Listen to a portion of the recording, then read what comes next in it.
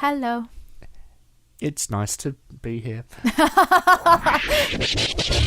This is Musical Talk. Musical Talk. The UK's independent musical theatre podcast. Musical Talk. The UK independent musical theatre podcast.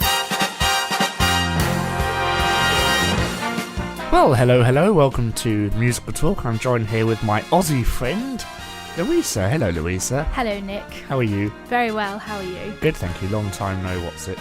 Yes, it has been a while, hasn't it? How have you been? You finished at your school, haven't you? You went to Yes. the Royal Central School of Speech and Music and Drama and everything else, didn't you? Yes, Her Majesty, as her last act of her Jubilee year, decided to make Central Royal, so it is now the Royal Central School of Speech and Drama.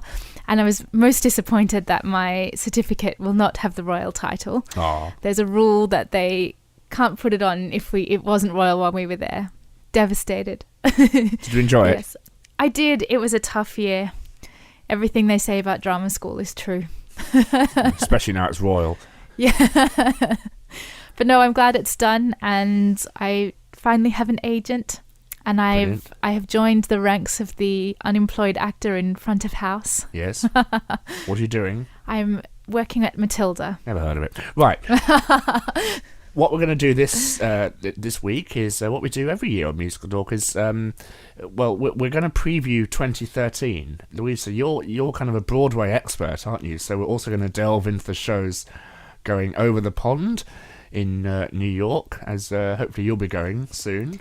Yes, definitely will be going over the summer, so I hope that the shows stay open long enough for me to get there and see them. There'll be no shows in New York come the summer. Well, there have been so many shows that, like Chaplin and On a Clear Day You Can See Forever and Nice Work You Can Get It, If You Can Get It, that all opened in the last sort of few months and have had, quite solid reviews and sound very interesting and all original new works, some of them. And they've all closed since Christmas. And scandalous. Right, yeah. So let's talk about 2013, starting in London. It's a really, really exciting year coming up. I think my other passion in life, listeners, is theme parks. And with that, I'm off to California in March to do all the parts there. And we have big new attractions opening all over the country. I think in March and following, my brain might explode because... we have Book of Mormon coming here, of course. We have Once coming here. We have a brand new musical of Charlie and the Chocolate Factory, which we'll talk about in a bit. Just so much happening, Louisa. What are you most looking forward to for this year in London, if you were staying here? If I was staying, I can't wait to see a chorus line. Oh, Chorus Line too, of Yes. course, coming to the Palladium. I always forget about Chorus Line, probably because I don't think it'll do that well. But Well, it was the first show I ever saw live. I was 10 years old. And I saw it at Her Majesty's in Sydney, which no longer exists. I knew from that first moment that the lights came up and the actors were standing in front of the mirror and that da-dun-dun-dun-dun again. I knew from the moment those lights came up that's what I wanted to do in my life. And so that show is responsible for me loving musicals. Chorus Line is a brilliant piece, but £67.50 in the London Palladium with no interval, which psychologically has an effect on the audience. It's a 2-hour musical. Spamalot is longer than that and has more production value. Do you think this show will... I mean, they're very apprehensive in their booking dates because they've extended it to January 2014 or something, probably because no one's buying tickets would be my guess. Do you see it playing that long in the London Palladium? A 2,300-seat theatre? Oh, it's hard to say. In a show with no set, no costumes, no orchestra visible, of course. I hope it... I would like to think so. The optimist in me says yes. Because by now, although it was very cutting edge when it first came out, it's a classic of musical theatre. And I think having open call auditions, for which something like several thousand people showed up, or 1,000, that has given it a lot of publicity. They've got a good marketing campaign. There's posters for it all over the tube. It's one of those things that's everywhere. What I'm trying to ask you is, do you think it'll just be a show for musical theatre people to go and see, or is it a show that everyone can go and see? Because we're having this discussion before we started as regards the old, I only go and see musicals that are based on books, or why is every musical have to be based on something? And Chorus Line, of course, wasn't. It was based on real life. Testimony of But performance. the argument we always present on this podcast, will Mrs. Brown from Doncaster and her family get the coach all the way down to London? I think this is what I think, what I'm saying when it has become a classic now, that it's enough in the kind of psyche and the collective consciousness that Mrs. Brown would want to go and see it. It's like Les Mis or Phantom. It's become one of those shows that's a must-see of musical theatre. But this is also the first time it's ever been revived in the West End since the original production. We will be doing a feature encore sign. We'll be interviewing John Partridge, who's starring in the show. And the cast does sound wonderful. But I'm still not entirely convinced this is a production that will see the year. I might be wrong. It may play for 25 years. But don't be surprised if it disappears within 2013. It's a very exciting show for us. But I think as regards the general public, I don't see them paying £67.50 for a show with no set, no lights, no costumes apart from the end, and no interval. I hope I'm proven wrong. It'll be interesting to see the response that the show gets commercially. I'm sure critically and everything else, it'll be a wonderful show. This show actually toured Australia, didn't it? Yes, it did. It did really well. I didn't get to see this production. It started either just before I left or just after I left. And it started as a really small production in Adelaide, and it played at the Adelaide Fringe Festival, I believe. And so the producers were really clever for that show. They had an amazing cast of very highly trained, very talented people. A lot of those actors had done, been in Wicked and musicals that had toured Australia and Australasia. And then once the show had done really well in Adelaide, then they took it. I think they went to Melbourne next. And then once it had done really well in Melbourne, they booked Brisbane. And so they've just done it step at a time. And I think it ended up touring Southeast Asia as well. You've warmed my heart, Luisa, that if Chorus Line can do well in Australia, there's hope for it at the greatest theatre in the world, which is a London Palladium. Not that you're biased in any way, shape or Not at all. form. I hope I'm not. I probably am coming across as a miserable bastard, but that I've got to offer some. You're the cock-eyed optimist, I'm the cock-headed pessimist. And I wonder if the fact that Marvin Hamlish passed away last year, I think that's will have any bearing on people wanting to see his work. Or hear his work. Yeah. I certainly wish that wasn't the case, but I'm sure it might they probably thought, okay, let's get his greatest piece back. Though, did you ever see The Sweet Smell of Success? No, apparently that's a wonderful, because I've been rewatching a lot of Third Rock from the Sun at the moment with the wonderful John Lithgow in it, who's in London at the moment doing The Magistrate, of course, which has songs in it. Sadly, it's booked out, so I won't be able to. But it is in at the National Theatre Live, so you can go to the cinema and see it. Or the cinema. I'd rather go to the theatre and see it. Once, a big hit on Broadway. Yes, Tony Award-winning musical.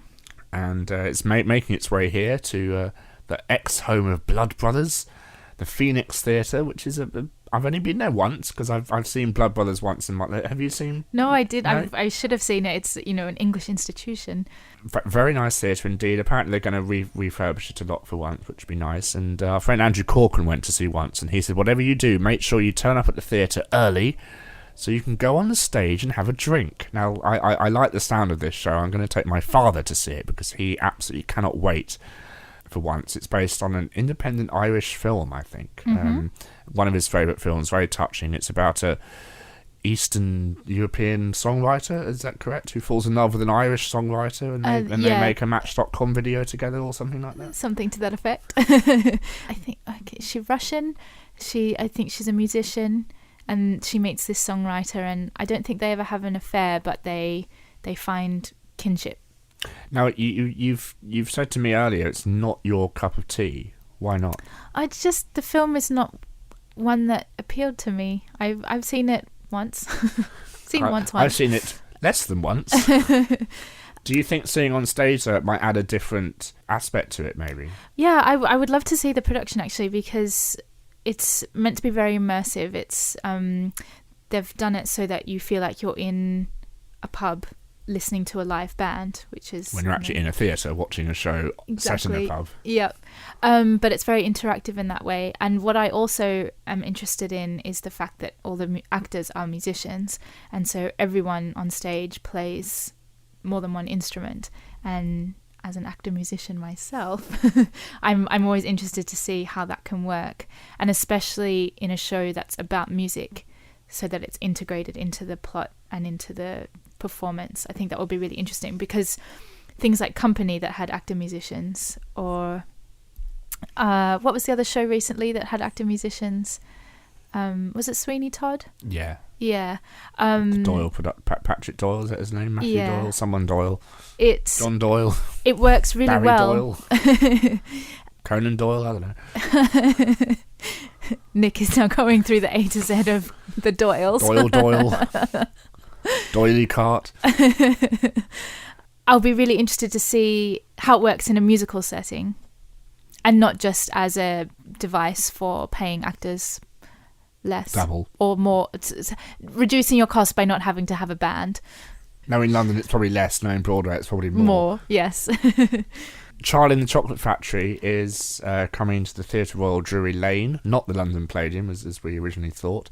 Apparently the London Palladium is too small for this production, which and quite recently a lot of the creative team had been revealed and announced. Our friend John Driscoll is doing the projection design. Yeah, I can't wait for Charlie. I hope it's on before I leave again. I'm excited for the choreography. The thing that I've sort of been hearing the most about is that actors keep dropping out because the choreography is... Or dropping dead. too complicated. But it's by the same choreographer as Matilda, Peter Darling, is that right? Yep, and Billy Elliot, of course. Yes, and... Obviously good at working with children. He obviously knows how to get them, to do very odd, fun things. And what I love about his choreography is that it's so dynamic and it's exciting to watch.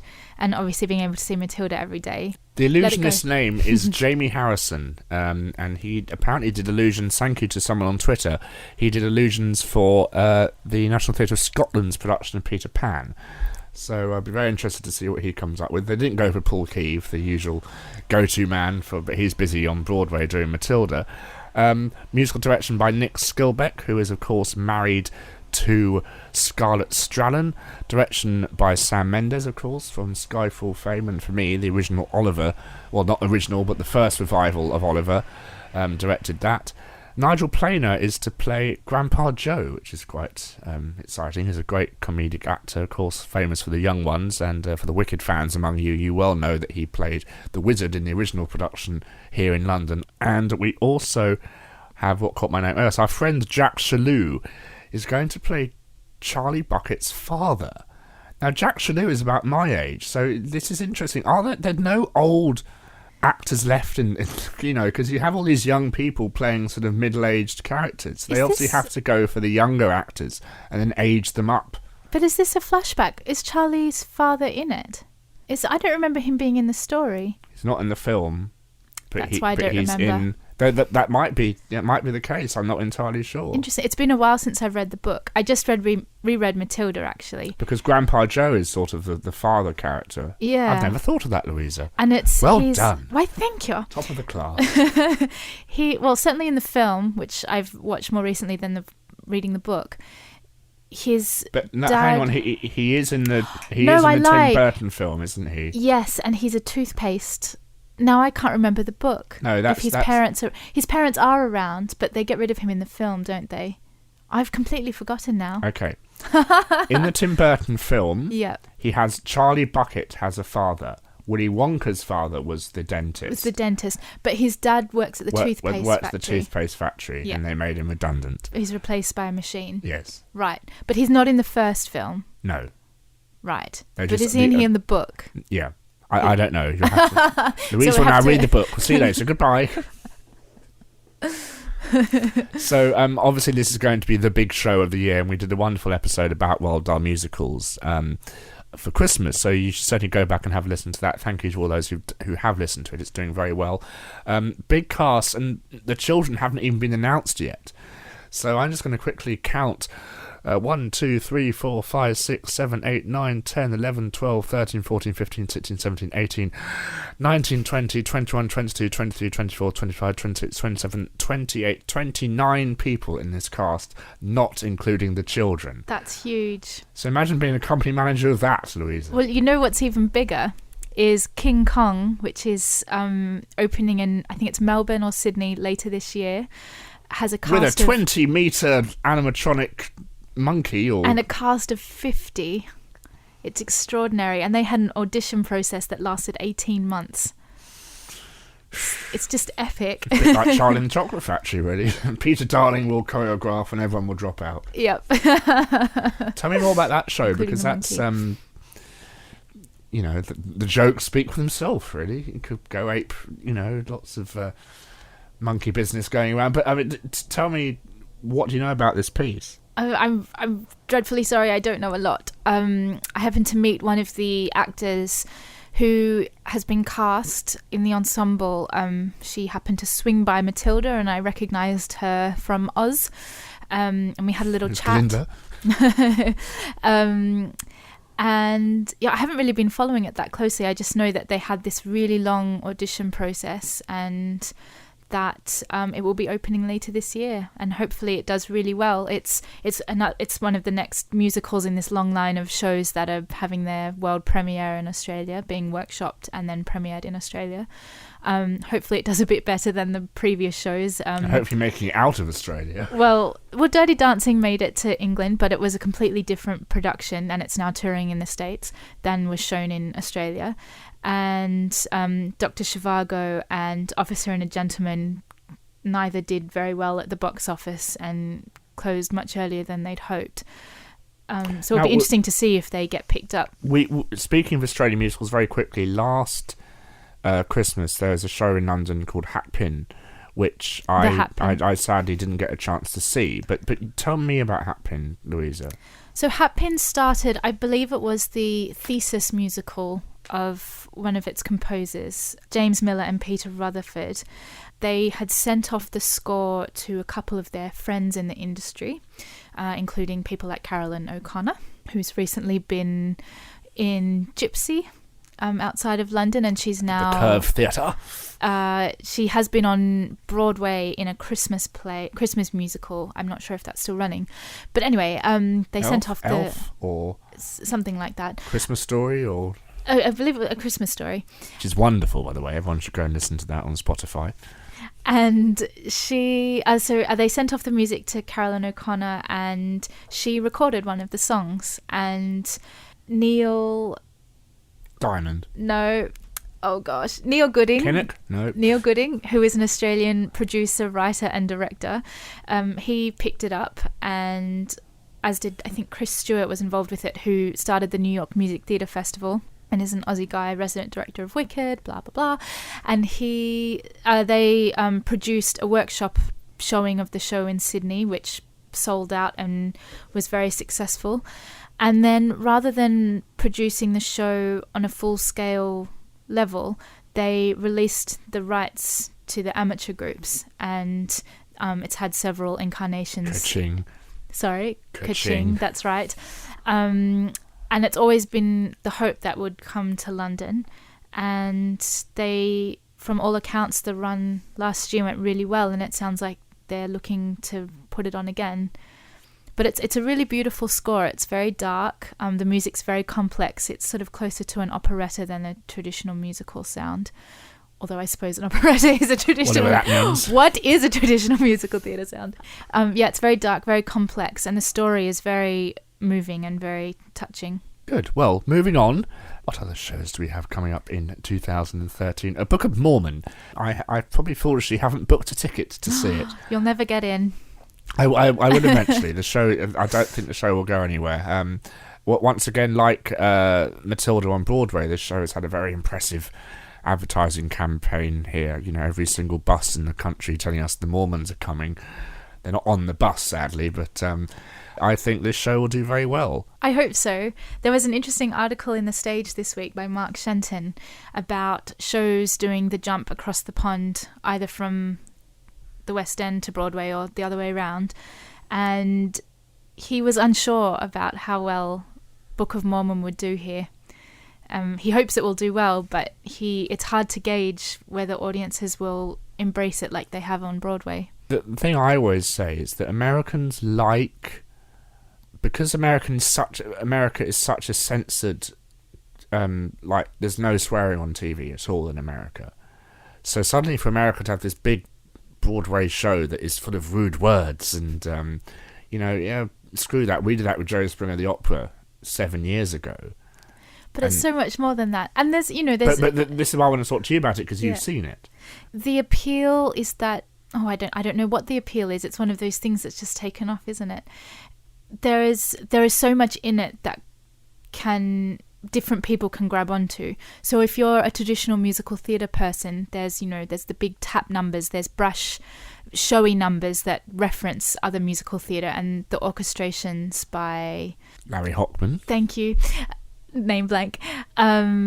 He's referenced not Larry Blank, Larry Hochman. He's referenced an in-joke for orchestration fans. He's referenced all the other like the well-known shows, like Wicked is very audible in there, and Sound of Music, Little Shop of Horrors, Joseph, and lots of other things like that. Absolutely. And then as well as that, there's the story's just really great. These two fish out of water that land in the most alien place to America, ending up Disney. ending up in a third world country where the people literally have nothing, and are ravaged by famine and AIDS and drought, and how they make use of religion and stories and the idea of God to make life more bearable. And it's a really interesting comment. I think you said last year, it's a love letter it's a tongue-in-cheek love letter to religion, is the best way to describe it. And the question I have discussed with a couple of people is, do you think if the musical did not have by the South Park people, and it was by Frank Jones and William Sofa, two people you've never heard of, would it still be the same? Would it just be, that terrible, shocking musical that offends everyone? Do you think because we related to South Park that we're okay with what it says and the way it says it and how clever it is and stuff like that? I think that certainly is an aspect of it that will contribute to its success. But because they're the ones doing the marketing for it. It's their show. I feel sorry for Bobby Lopez because he's getting no credit at all. And he's the one who's really put a lot of work into the music because he's a real trained musician. But sorry, you said something? Oh, just that I think the show stands on its own.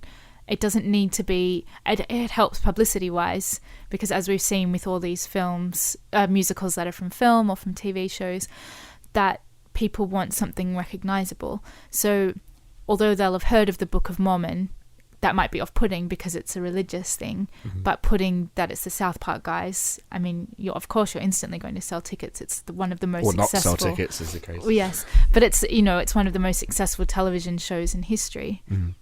Seth MacFarlane's musical will be next. And it's interesting you mentioned, of course, Book of Mormon is going to be a film. Yes, they've announced very recently. It's done the route of Les Mis and the producers, and it was a musical. Now it's a stage show. Now it's be a T-shirt next and stuff like that. Buy the T-shirt, see the film, watch the show.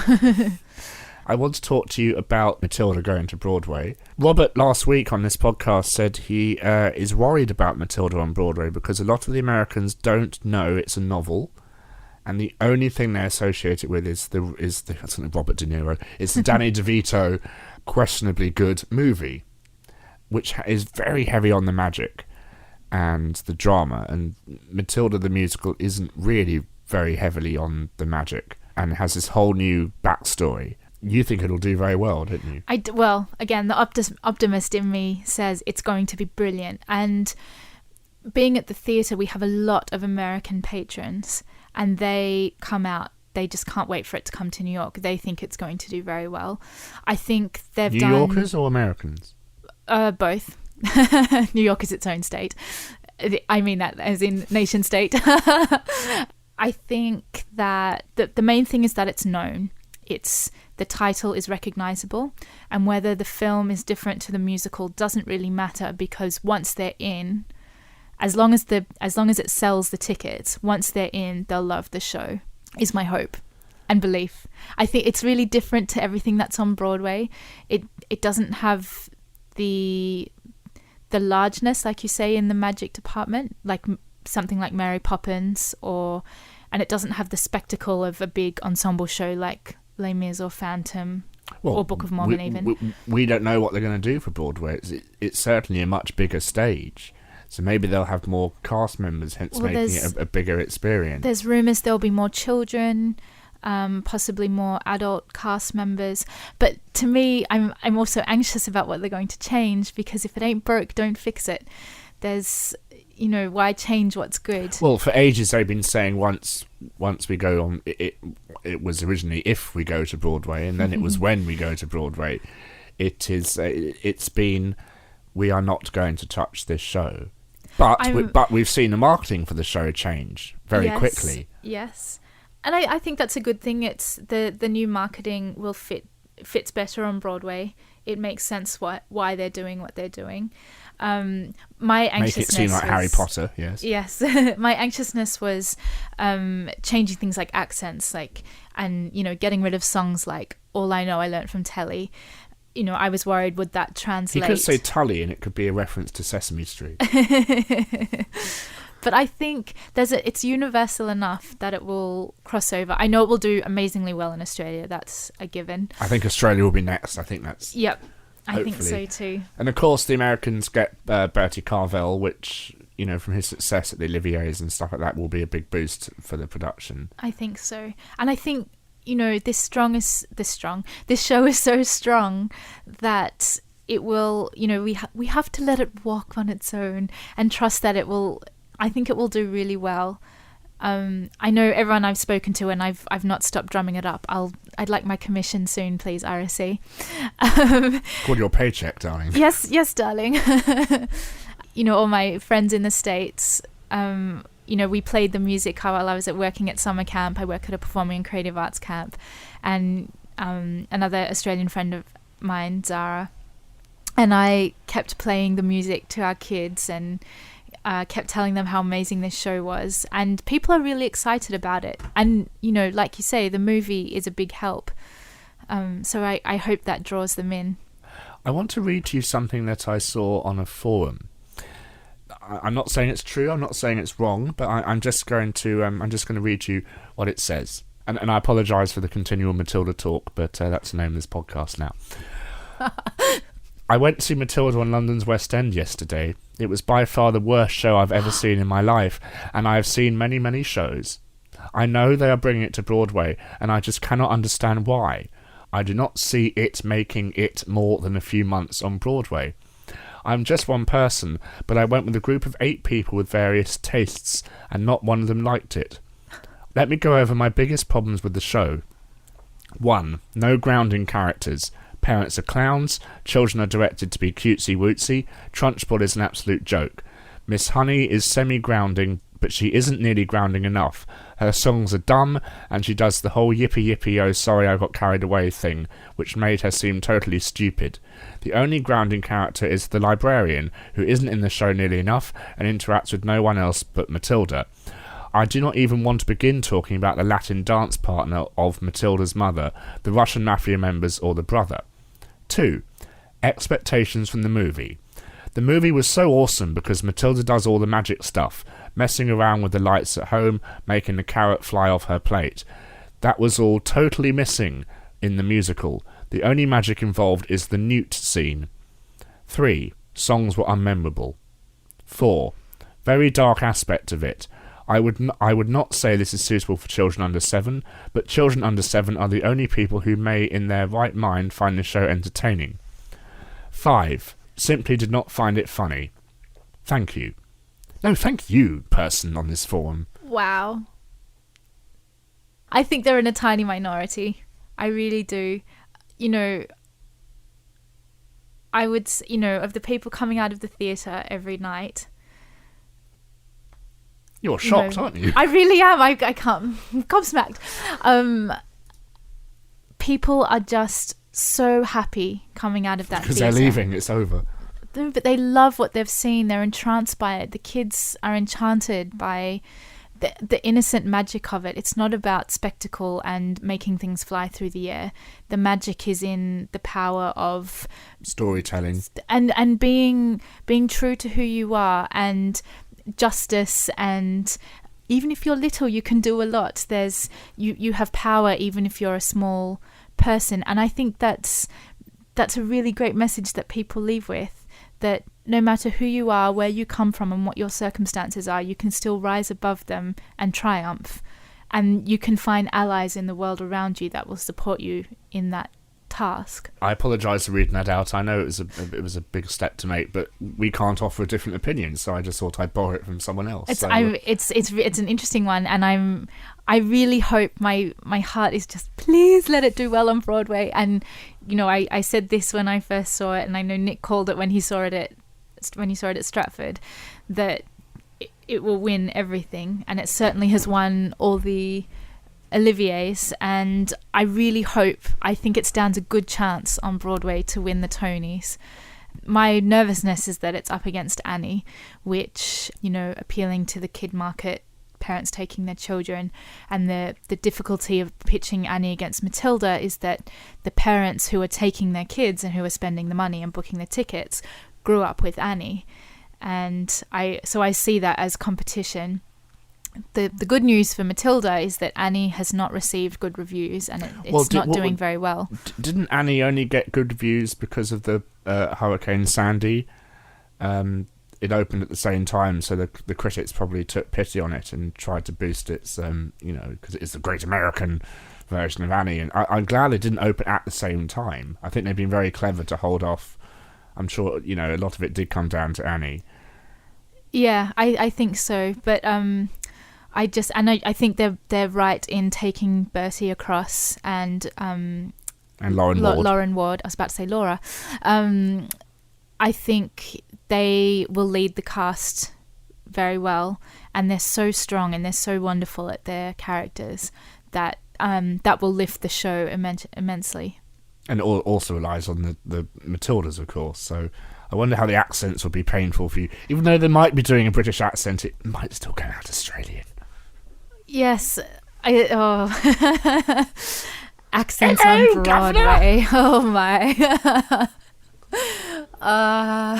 Anyway, moving on. Kinky Boots, which is another show opening next year on Broadway. It's been touring through the States and has had rave reviews. The Harvey Fierstein, Cyndi Lauper creation. And yeah, it's had great reviews. The music's meant to be fantastic, and there's high hopes for it. I think it will be in competition with Matilda for Best New Score. And Best Musical. Yes. But I'm crossing fingers and toes for Matilda. I'm totally biased. It's three of us. Cinderella. Now, again, last week we talked with Robert, and he said the American musical is incredibly stale at the moment. Nice Work, if you can get it, has done nothing to move the genre forward. Even it's moving it backwards in a way. Annie. Revival. Cinderella is another revival. And not a very often done either. So maybe they're treating it as a sort of, let's finally get this show on Broadway because, Rodgers and Hammerstein have, they have Sound of Music, yawn, Oklahoma, yawn, yada, yada, yada. And of course, Sound of Music is what we're getting next year at the Regent's Park Open Air Theatre. Again. It just seems like yesterday it left the Palladium. Are we having another How Do You Solve a Problem Like Maria? I hope not. So that's Kinky Boots opening in New York. Cinderella as well. Cinderella, the cast is quite exciting, isn't it, Luisa? Yes, I'm very thrilled that they've cast, and this is going to sound ridiculous, but when you're a brunette, you never get to play a princess because it's always a blonde princess. Unless you're Belle, of course. Yes, well, but Cinderella is normally cast as a blonde. Cinderella in the cellar. Well, that goes down to the Disney thing, doesn't it? But there was a Disney movie of this Cinderella with was it Brandy and Jason Alexander had a little cameo. The first time I discovered that Campio, probably. he had musical theatre background. Whoopi Goldberg, is she in it? Yeah. It's a fun film. I'd love to watch that again, And they're also doing that with Annie. They're remaking an African-American version of Annie with Lil Wayne or someone as Annie or something like that, or Will Smith's baby or someone like that. Annie, of course, going back to Broadway, Pippin is also transferring because it was playing. Was it the New World Stages or something? It was playing somewhere like that, and it's off to Broadway. We just had it at the Menier Chocolate Factory. It was one of those rare times when the musical was reimagined and set in a different time and place, with a revamped score and stuff like that. So Stephen Schwartz must be very happy at the moment. And it's been directed by Diane Paulus, who was responsible for the very successful revival of Hair, the musical on Broadway. And Not in the West End. Not in the West End. And also of Porgy and Bess, which did very well. One which Luisa has stirred in my memory is Big Fish, which was a very odd Tim Burton film, of course, with Johnny, Ewan McGregor. With Ewan McGregor and probably Johnny Depp as well, and Helena Bonham Carter and all the other people that he cast in every single one of his films. And this is an Andrew Lipper score. I wonder if he's finally up to writing a real Broadway score now, as opposed to things that shouldn't be on Broadway but are often involving freaky families. I mean, but certainly I remember watching this and thinking, yep, this is a musical. Yeah, I remember... all the circus freaks and stuff like that. Yeah, it's been a while since I've seen the film. I think I remember really liking the magical realism of it, that out of everyday things come surreal, magical elements. But it's certainly not a film that is in people's minds still, is it? No, it's certainly not recent, but I think it's well known enough that it will stir memories. It's got a great cast. Susan Stroman is directing, the choreographer for the producers. I thought it was really interesting that they have recently released the recording of the musical from Smash of Marilyn, the musical. Bombshell, the musical. And they've released it as its own independent album. With new songs in it from the second season, which we're yet to hear, which is very exciting. It's great. I will have to check out the second season. Especially if it features Liza. It does feature Liza, and it features Bernadette Peters, and it features Norbert Leo Butts, as you said, and Megan Hilty and Catherine McPhee, of course, back. And it is a really great show, and I guess we should talk about it, because in 2013, season 2... And Jennifer Hudson. Yes, Jennifer Hudson, and the guy from Newsies as well, Jeremy Jordan. It is returning to our screens in 2013, both in the States, on NBC, I think, and here on Sky Atlantic. And we know it's going to have 2 musicals going at the same time, because apparently Megan Hilty does not make it into Bombshell.